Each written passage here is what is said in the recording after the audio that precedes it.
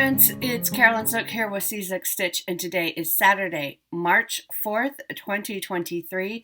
Welcome to my channel about cross stitch. I'm so glad that you are here spending part of your day or your evening with me. Welcome everyone. It is Needlework Expo weekend, so that is so exciting. I hope everyone who is there is having a wonderful time. It sounds like a very tiring time for everybody involved, for the shops and the designers and everyone, but I hope it's a great market. So I'm excited to get my goodies when they return from Nashville.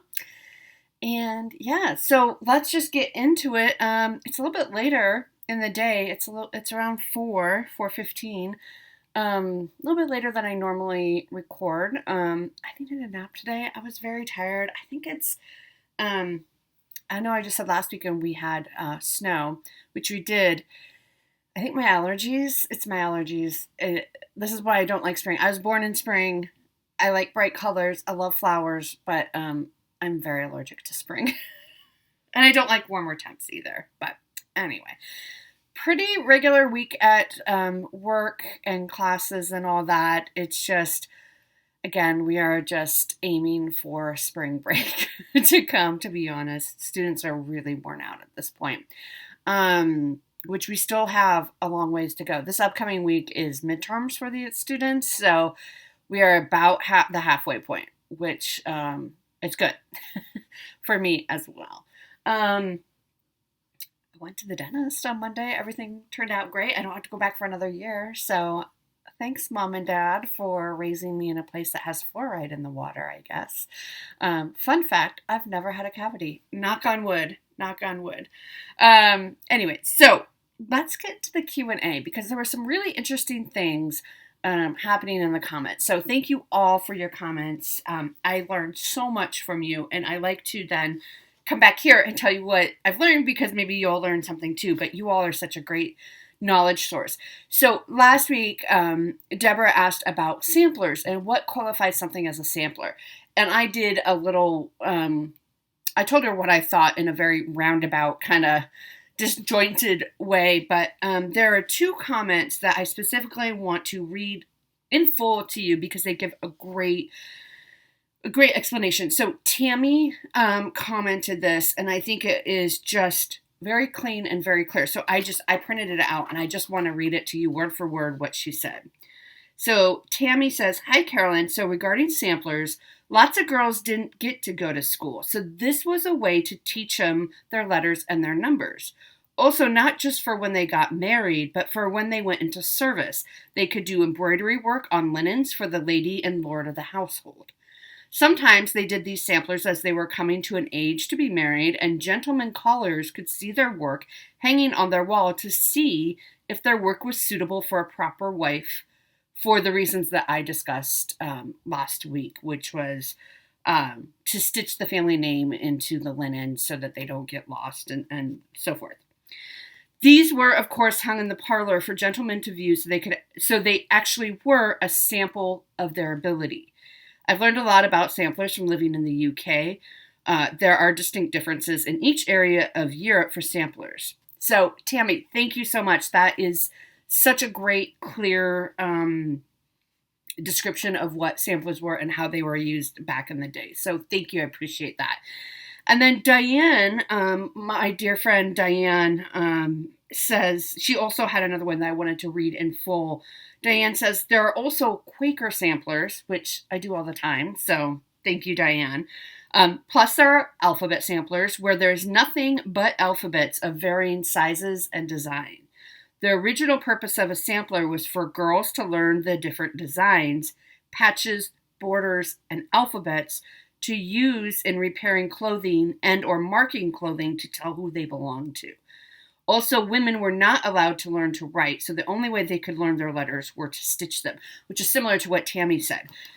So that is, of course, depending on location in the world and all of that, as Tammy pointed out, they would have a different focus. But thank you both, Tammy and Diane, for sharing your knowledge with us. So I just thought that was interesting, and I thought you would find that interesting as well. The other question, so I got a question via email from Sweet Melissa. So Melissa, thank you so much. You told me that you have already completed the house that you were stitching on. But I just thought if you have this question, other people probably have this question, and I'm just curious how other people do it. So Melissa emailed me and asked, how do you stitch houses? And what she was referring to was when you use overdyed threads. So some overdyeds are more variegated, right, than others. But she says, what do you do when you come up to a window in the house? So do you like skip over the window and go the long way? Do you work down? Do you work up and down? So the variegation might look up and down, making the house appear taller, right? You think of vertical stripes on a person that makes somebody appear taller. I told her I would stitch it horizontally to reflect like siding. As I was typing my email to her, I was looking out at the window at my neighbors' houses and was like, okay, let's see. What happens to the siding when they come to a window? Well, they just skip over the window and carry it on horizontally.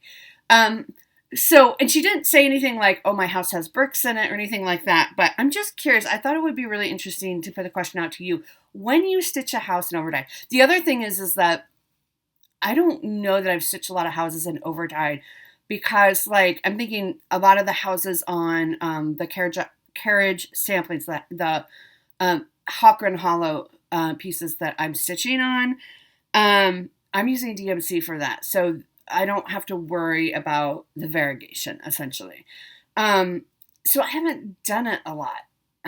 So I'm just curious, if you stitch houses a lot and have done it in overdyed, what's your technique? If you could share your technique with us, that would be great. And then next week I can share it with you, with everyone, and then we could all learn something. So I'm curious to hear what you said. And Melissa said she already completed the house, and she said it wasn't too variegated, and she's pleased with how the house turned out. So that's good job, Melissa. All right, so let me get a drink of water. I'm very, very thirsty after my nap. Okay. We are in March. Can you believe that? Fun fact, one of the only things I remember from elementary school is that my home state of Nebraska, their birthday is March 1st. So happy birthday, Nebraska. I know there are some Nebraskans who watch this channel, so I'm sure you celebrated accordingly. But that means that I have some stats from February, just real quick. I was able to get 96 hours in total of stitching in. That's okay. That's like, I would say, medium amount. Not my best, not my worst. It was also a shorter month. I started the month with 53 whips. I had 4 new starts in February. So one was the band sampler, the 1544 band sampler. The second Easter cross I started Winter's Balloons, Karen's Balloons, the winter one, and Camberley Sampler by Rosewood Manor, which I started for Valentine's Day.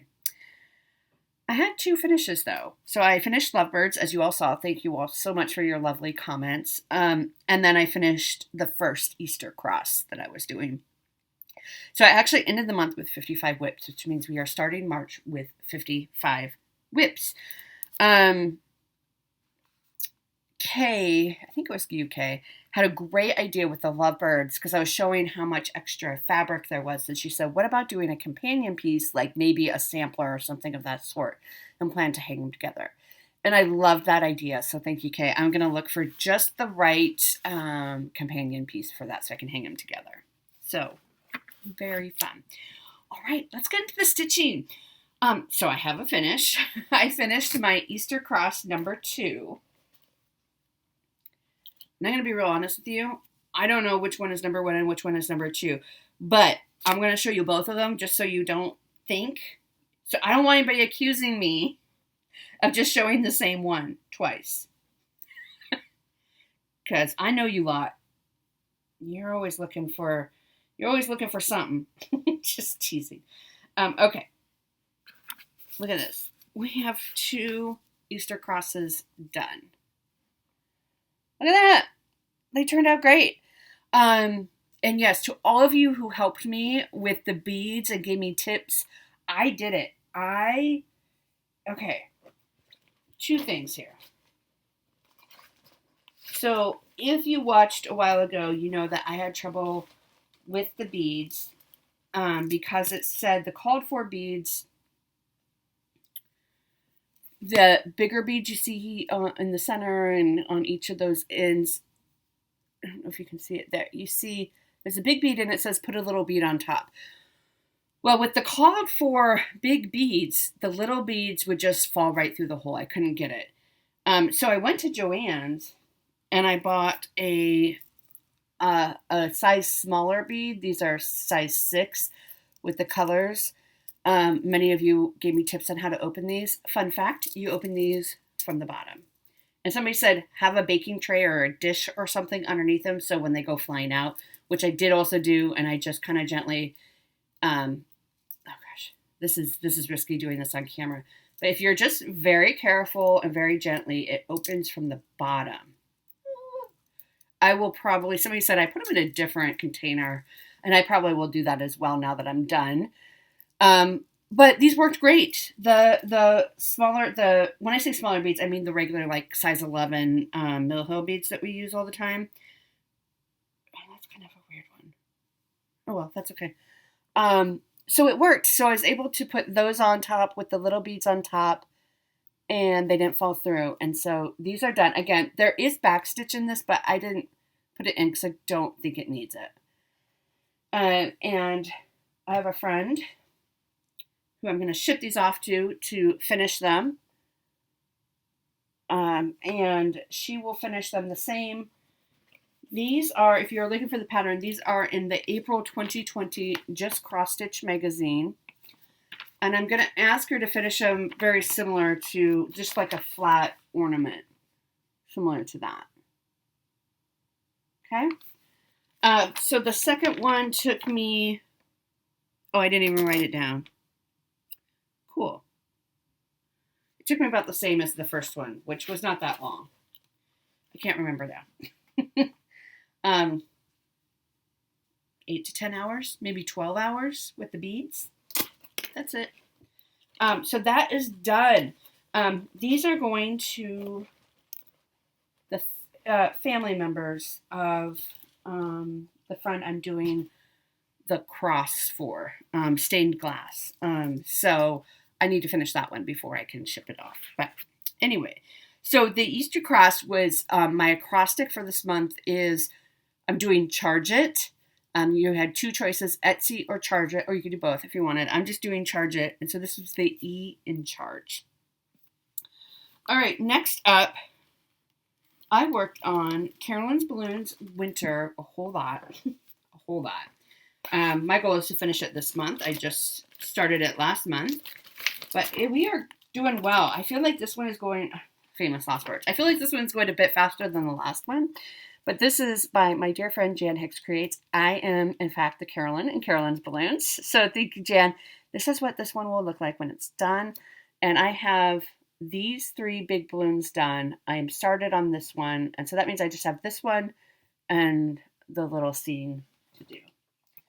I'm stitching this on 32 count shark fin by Fortnite Fabrics.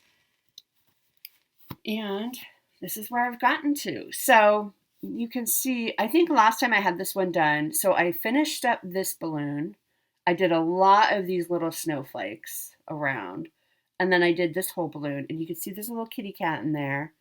Little whiskers and stuff. So that's cute. And I started on this balloon.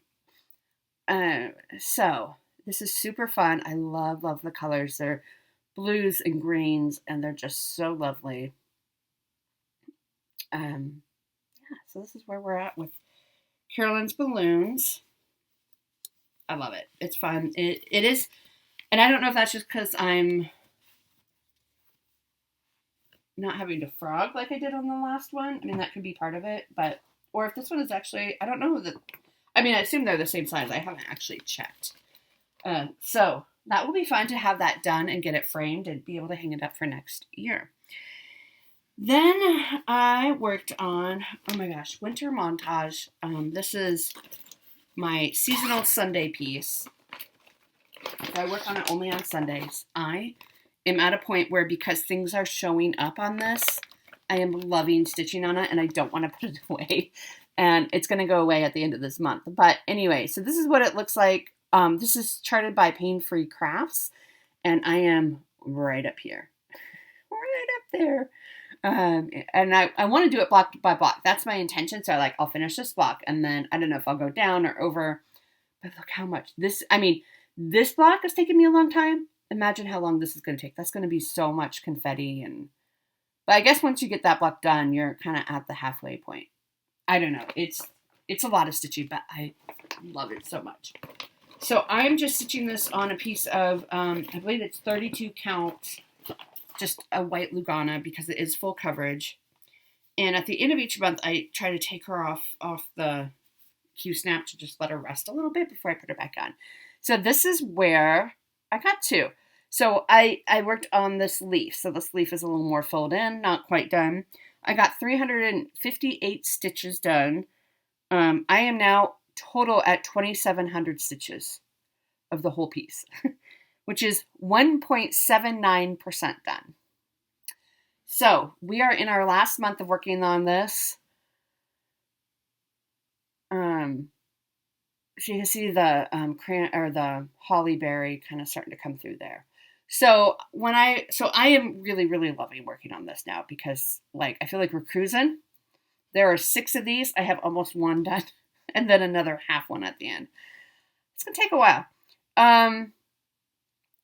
So for this week when I work on it, I'm going to work on filling in the leaf and maybe do some of, there's this brown stuff in there, so maybe come over here and start doing the brown and carrying it down.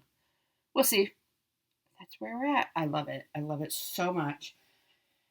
And I think I asked last time, I'm like, I need to figure out a way to work on this more for next year, because at this rate, it's going to take forever.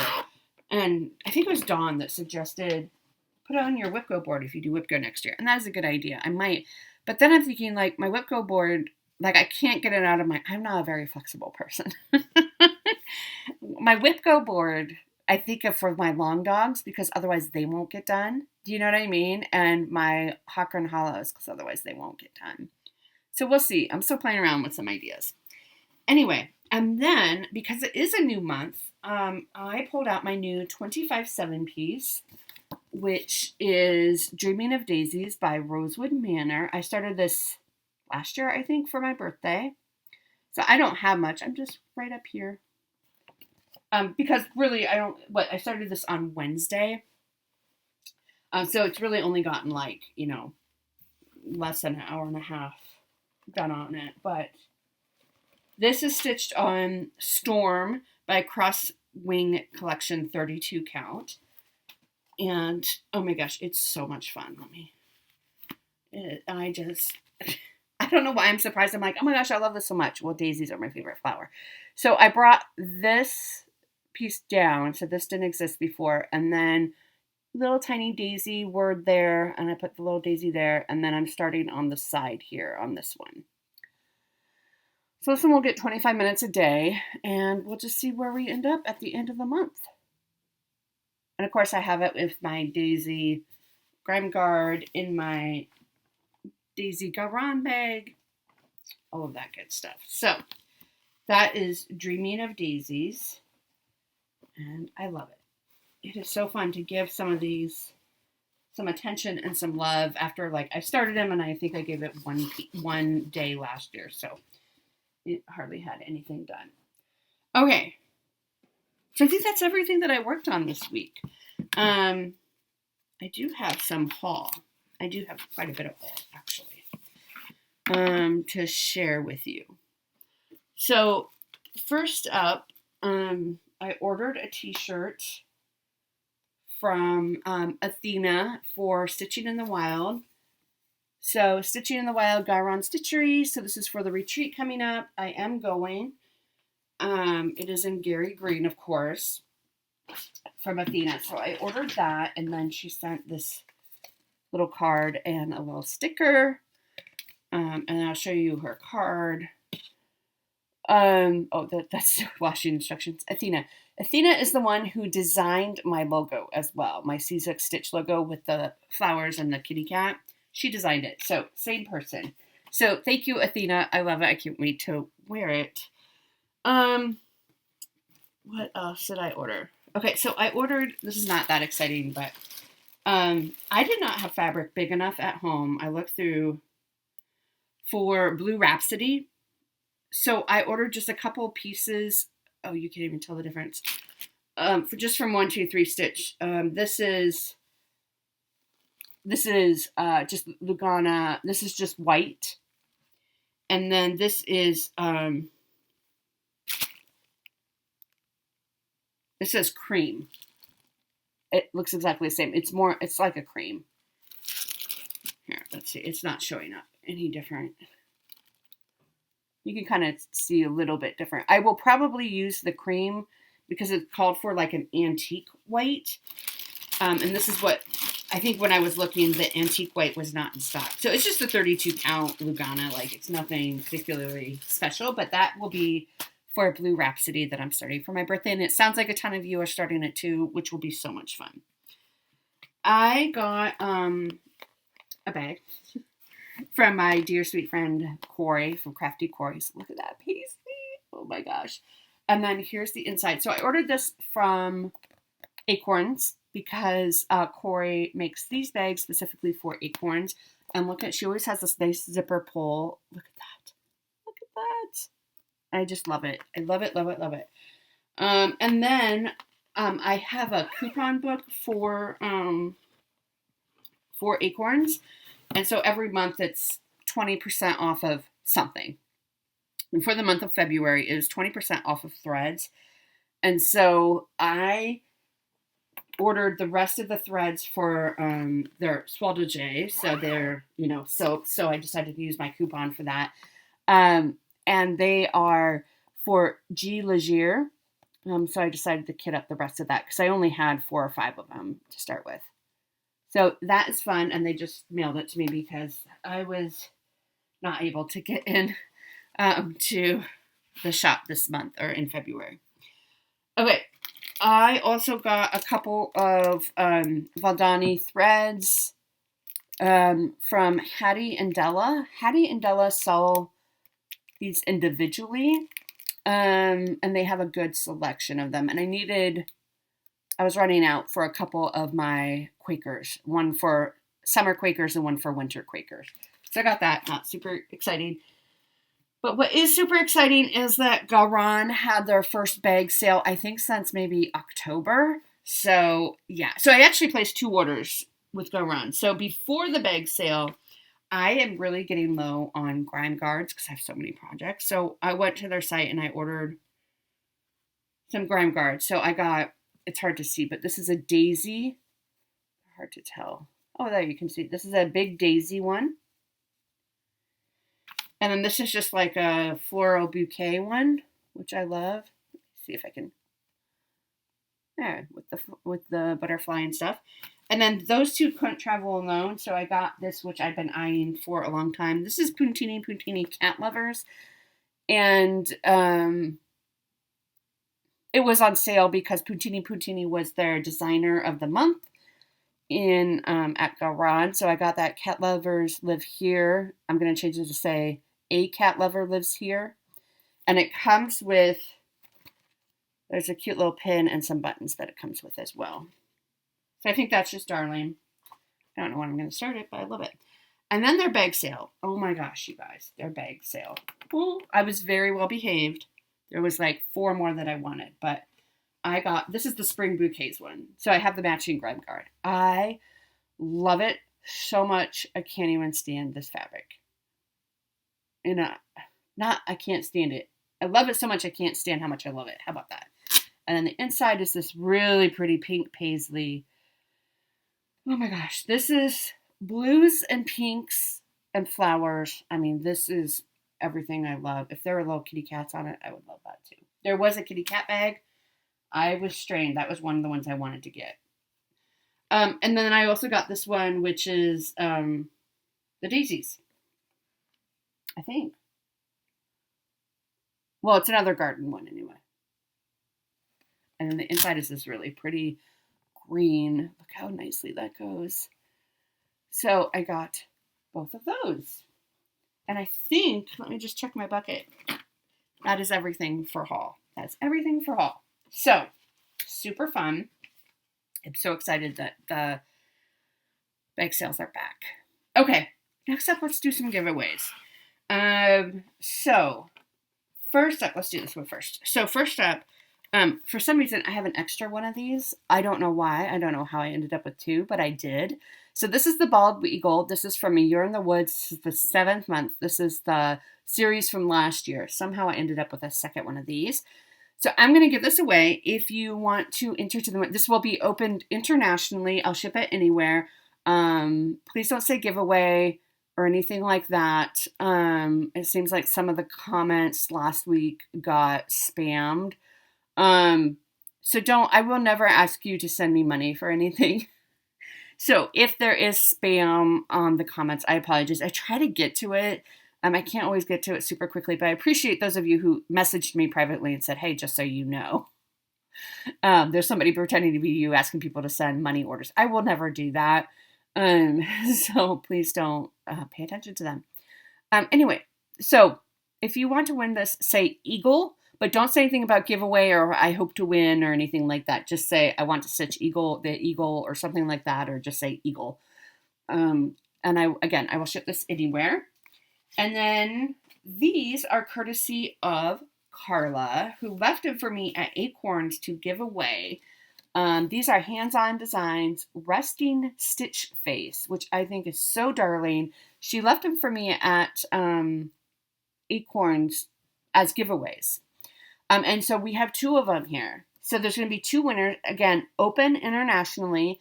And the word for this one is face. F-A-C-E. Face. And it's just a single, like the chart is on the back there.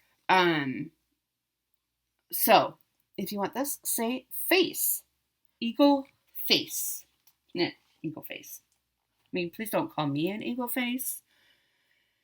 Anyway, okay. So plans for this upcoming week. I think it should be a pretty normal week.